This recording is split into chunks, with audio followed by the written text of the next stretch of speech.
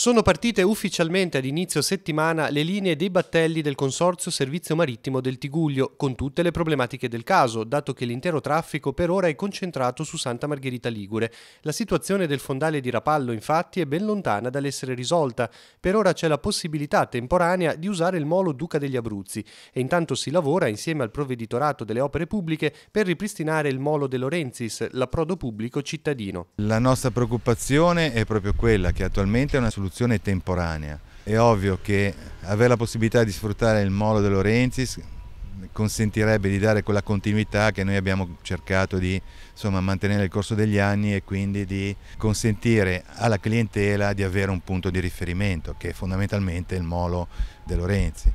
Ma il problema principale comunque rimane quello del fondale, perché anche se ci sarà il molo fatto comunque rimane il problema di poterci arrivare. Il Consorzio realizzerà a breve uno studio approfondito del fondale di Rapallo, un piano dettagliato, predisposto per verificare con precisione assoluta tutte le possibilità di transito dei battelli. Se ne occuperà una ditta professionista non appena ci saranno condizioni meteo-marine ottimali, con la speranza di uscire da questa situazione di incertezza. Io vorrei avere chiarezza, nel senso che vorrei avere quella chiarezza che mi consenta di poter fare un quadro della situazione completo, per cui sono ottimista perché comunque da parte delle istituzioni c'è l'impegno di risolvere tutti questi problemi e quindi trovare delle soluzioni. Dall'altra, parlando un po' da professionista del mare, sono un po' meno ottimista. Partite le linee e recuperate le barche rovinate dalla mareggiata, alcune delle quali erano in riparazione, il Consorzio spera dunque di tornare su Rapallo in tempi brevi. Comunque abbiamo richieste quotidiane alle quali purtroppo